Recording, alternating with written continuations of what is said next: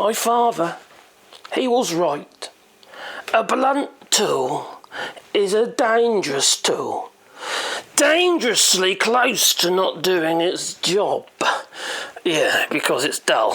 So that's what we're going to do in this video. We're going to put an edge back on this plain iron, and this happens to be a Victor hand forged 3mm thick plain iron, and we're going to do that using an oil stone. Yes, an old-fashioned oil stone, but also that, and okay, maybe we might touch onto those, maybe or maybe not, and oil. Okay, now I know the trend these days is water stones, okay, but unless you've got a lot of experience with your water stones, you're gonna, well, you might come a bit of a cropper. And I suggest you just get yourself an oil stone, because these things are hard wearing, and then maybe a very fine diamond stone, even one of these cheap ones like this. These are like €5, that's all they are. And it'll do the job. For most people, it'll do the job. It works for me, for the kind of work that I do. I do a lot of architectural woodwork, you know, like windows, doors and stuff like that, and some quite random stuff. So I don't need fine carpentry type stuff. I don't need Lee Nielsen, although I'd love it, obviously. I don't need all that stuff, because I don't do that kind of work generally. Not around here. I'd make no money. Nobody's got any money, you see. I'll also be using my honing jig. And as you can see, it's a very simple tool. It's basically a block of oak, okay, with two neodymium magnets recessed into the block of wood, and a square edge with a fence. Yeah, there's basically square edge to a fence. So when you place it on your plain iron should be relatively true to your oil stones or your water stones or whatever you're using. Now I don't tend to. Well, I do put a micro bevel on, but I do it at the last minute. Okay, everything else is just done using that. So what we're going to do is I'm going to bring you down to the bench, and we'll get this number 7 Stanley Bailey into a usable condition. That's what we're going to do. That isn't too bad, but it's not good enough, and no, by no means. So we'll just bring you down here like that. Make sure I can see you as well as you can see me. I'll put my bum down. Now, in the seated position, it isn't really the best thing you can do when you sharpen. You're better off standing up, which I will be in a moment. I'm just going to explain what we're going to do first, because the first thing I need to do is remove the plain iron. Yes, there it is. Yeah, I know I've got the blade down and all that, or the plain iron down. It doesn't actually matter. It's a wooden bench, right? But saying that, I don't generally do that. But it'd be quite hard to take it on the side. I don't know what I'm doing all that silliness. Anyway, so here we are. We have our plain iron and the bag of iron and what have you, or the chip breaker. And then we have our lever cap here. I'm going to use the lever cap as a way to release the plain iron. Now, you don't want to do this when you remove your backing iron or your chip breaker. You want to twist it to one side if you can, but as you can see on this one doesn't allow me to do it because it has like a stop there, so I have to be very careful. I literally pull it away so it doesn't touch the edge, and then I can release it from the back iron. You should be able to twist it round, okay, and that way you're less likely to damage it, but you shouldn't damage it if you had a bit of experience after a while. Yeah, that's really dull. Yeah, that's no good at all. Right, so what I want to do is put a sharp edge on, so put that over there. I'm going to inspect my chip breaker, because if this isn't nicely ground and smooth along here, well then you're going to get shavings underneath your chip breaker, and it'll jam up, and then you'll just have a big mess in the mouth of the hand plane as you try and plane your wood. So you want to make sure that is fairly flat. So I'm just going to do a couple of strokes on my oil stone. This is a Norton India oil stone, combination stone. I'm just going to put a few strokes in there and just get the grit and muck off it as well. And a little bit on there as well, just like so. You've got to make sure you got contact all the way along. Alright, there you go, that'll do. That'll do. And it's not going to be bad anyway, because that's pretty good. So, now, the first thing you have to do, generally, is flatten the back of your plating iron. Don't use these sort of things to flatten, because it's not flat. Now I flatten this regularly, okay? I do it with a diamond sharpener, that's a thick one. But yeah, just need to place it on there like so. And all I'm going to do is some circular motions. You can feel when you first start moving, it sticks. And now it feels smooth because it's knocked off all the little burrs and stuff already. So I'm just flattening the back. It won't take much for the purpose of the video. As you can see, the oil is turning a bit of a black colour, and that is metal filings. Try and use all your oil stone, not just work there, or just work there. Try and use all of it. Now if you notice your oil stone is dipping in the middle, try and obviously use the ends a bit more, you know. It's all usable area. Now if you're a bit concerned they'll come off the edge, you can actually set your oil stone into a block like this block here, but so it's flush over a much bigger area. And what you can do is, as it wears down, you use a piece of paper or card underneath, and you can raise it to the level as you go, or even tape. Yeah, duct tape will work. Right, there you go. You don't want it too wide if you do that though, because obviously you need something for your hands to go so you can hold your tool. You've got to be able to hold your tool, you know. There you go. Especially if you're single. Well, I'm not, so there you go. Alright, so if you look at the back of it, you should start seeing it polish off on the back. And one thing you can do is grab a pencil or a marker pen, I'll show you actually, and see whether or not you're making full contact right along your plain iron. So I'll just grab a marker pen.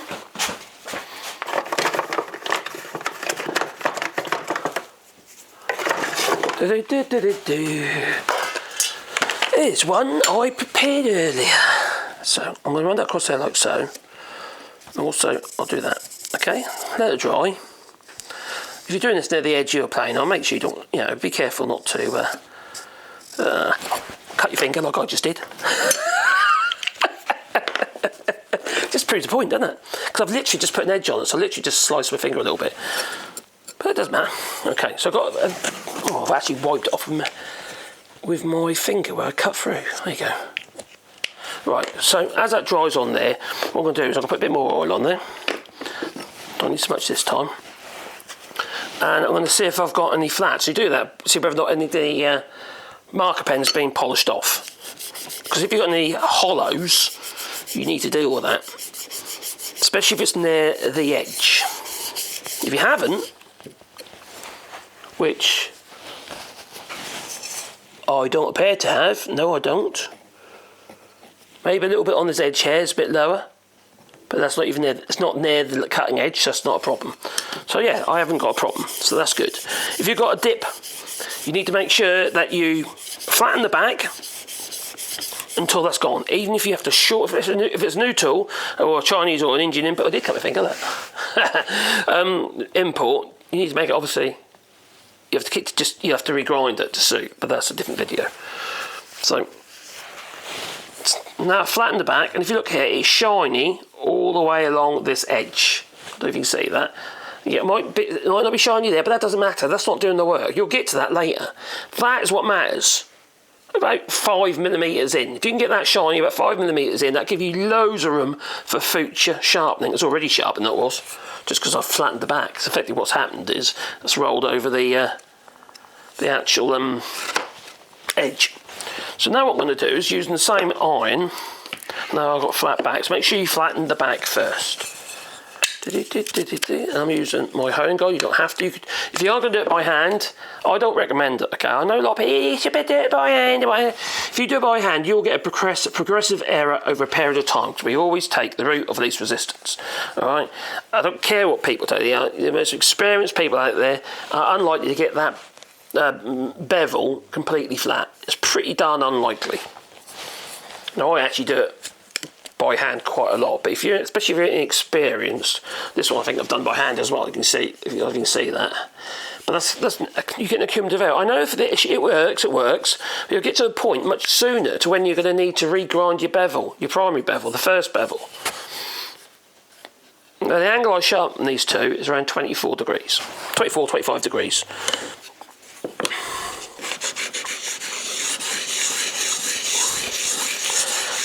And the nice thing about this type of honing guide, homemade, is that because it hasn't got wheels on, the wheels don't rock off the end of the flipping stone. You can literally keep it on or virtually right to the edges of the stone.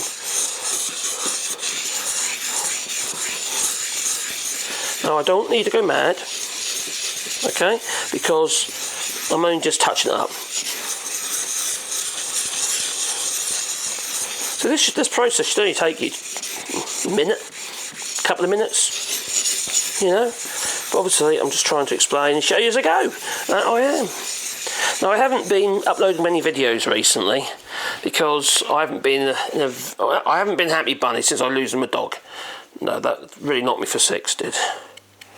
You've got to make sure that you are sharpening it right to the edge of the plane iron, which I think I am.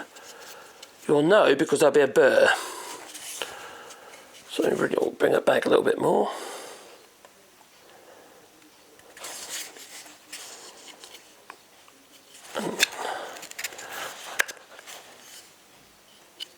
There you go.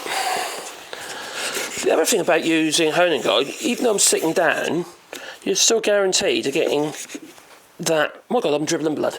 You shouldn't obviously cut yourself. That's because I've been silly.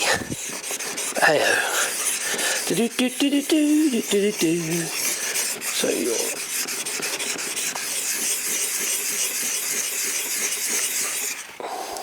you should start feeling a burr. I am starting to.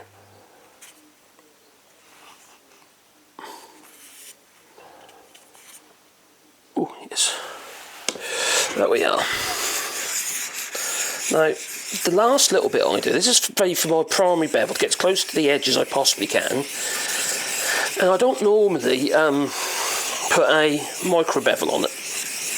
But if I do that bit by hand. Sometimes I don't need to, but I think I'm going to need to on this one because the angles have changed. Because I've been doing some hand sharpening without a guide. And I can see that my angles are wrong. And I need to get on because I need to be using it. And the next video I'll be doing, I'll show you how we'll be truing up a piece of oak. That's 2.1 metres long. And for 100mm square. Okay.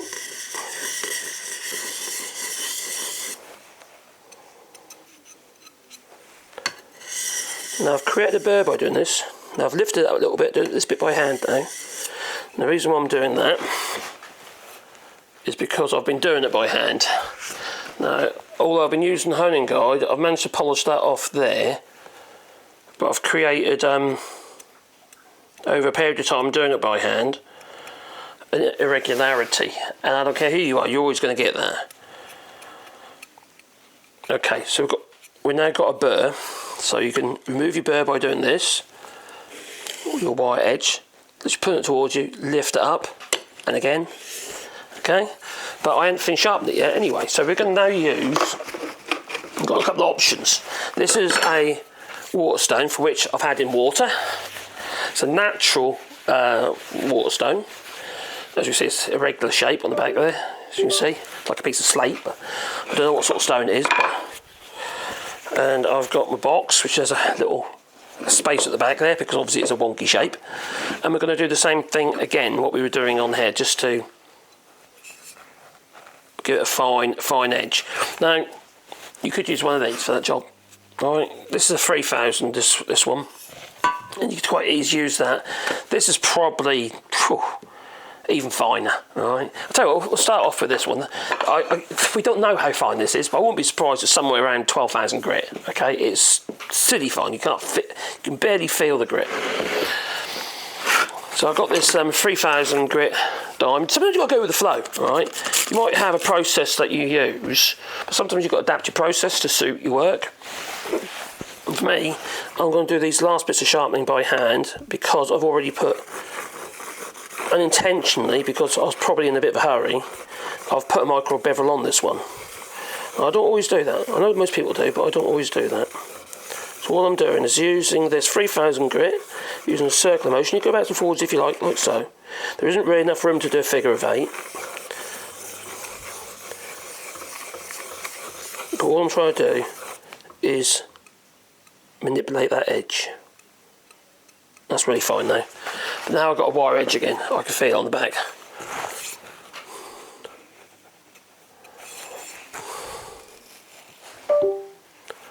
That's already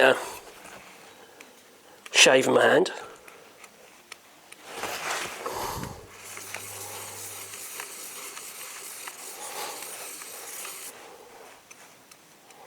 Now I'm going to go back onto the waterstone, which we must have some water or some Windex. That'll work. Slight lubricant as well. It's not a very wide stone, this one. I wish it was a bit wider.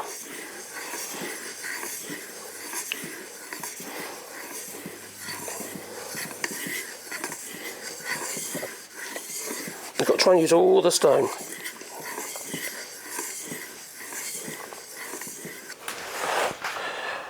Now you could get yourself a nice steel, like a flat stone, diamond stone for flattening off your water stones and stuff like that. I have got one in the drawer. I don't generally bring it out and leave it laying around because it's flipping expensive. But that's the problem, they are expensive. So we don't, these things you can pick up for pittance at, you know, car boot sales and places like that, you know, flea markets. The Northern Indias, or you can buy a new one. They're quite cheap in the United States. They're there in France. Or you can get yourself some water stones. They can be quite pricey. Some of the reconstituted ones you get from Amazon, they're no good. They're too soft. You might like them, or I don't. I think they're too soft. They just don't last. I had this thing years. So use what you got. You don't want to be spending shitloads of money. Now I can flatten it back. I'm off the diamond, but the flat back is already flat. What I'm doing is I'm literally just working that edge.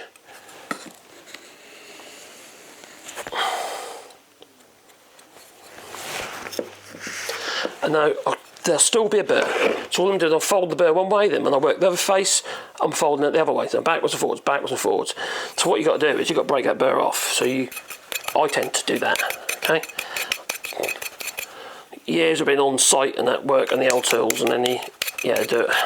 Use your hand as a leather strop, or you can get yourself a bit of leather, you know, and some strop and paste. And do about 20 strokes with some strop and paste. But depends on what work you're doing. You see, this is going to be sharp enough for the kind of work that I am doing. You see, it's shaving me. Ugh. Yuck. I'd like a little bit sharpener actually. Although it is sharp. Don't cut yourself again, Marcus. Don't cut yourself. No. I'm going to give it a little bit more work on that edge.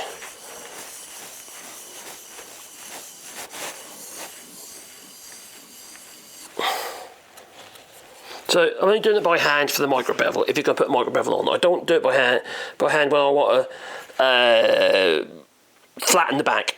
You know, some people put it on a Tormek or something like that. These things all cost you money. That costs a couple of magnets, you know, and it works. Be careful if you're using a bench grinder or any kind of electric grinder, because they build up heat and you could lose all the temper in your piece of in the edge of your blade, and you don't want that either, because then you just, if it goes blue, you need to regrind it. There goes the compressor.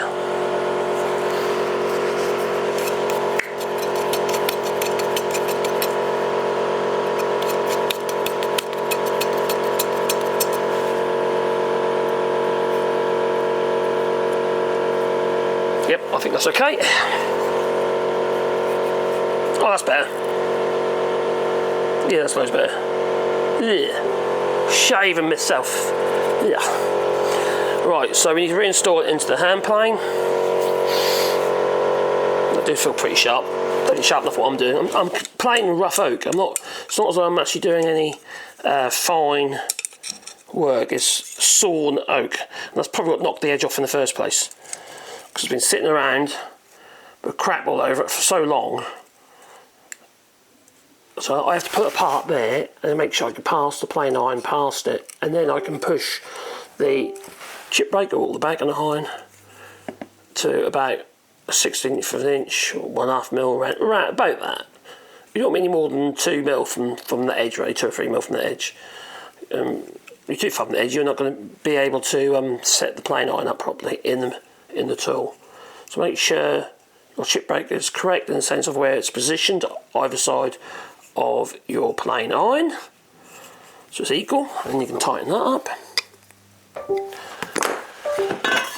That noise is really annoying. It's my computer because it's gone into sleep mode and the USBs keep trying to reconnect. It's very annoying. So okay, I just dropped it in there like so. And doing this process, you don't want to obviously knock the edge of the actual plane iron, otherwise you can make a blunt again or put a notch in it. So make sure it's all sitting embedded right, and then just pull the lever back.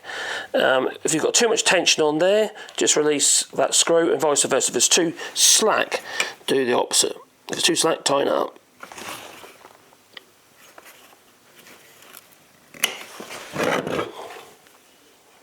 It's pretty much in the same position it was last time. Well, there you go. Can't be bad. Well, should we take it to the piece of wood? I think we should. Get away from that computer that's going ping pong. Because it's annoying, and it is. Now, I've got these 2 pieces of oak over here that I've been working and knocked the edge of the plane iron off. So there's no reason why I don't want to be going crazy with it at the moment regarding the... there you go, there's that. Regarding how sharp it is, because it'll just have a negative effect, it really will. So I've already made this part of the video, but I didn't have the microphone. I was using the onboard microphone, and that was a mistake. So let's just see whether or not that's all right. I just set the old plane up, see if we can get some shavings out of it. The grain is going in all sort of direction at the moment. So okay, how are we doing there? It's way too deep, too aggressive. Oh, that's better. What I've been trying to achieve here is to true the piece of timber up, make sure my skew is in the right place.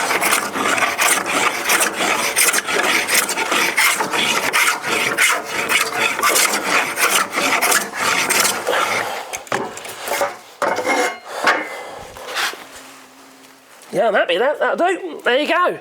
So you can quite quickly sharpen. Should take you a couple of minutes to do, that's all.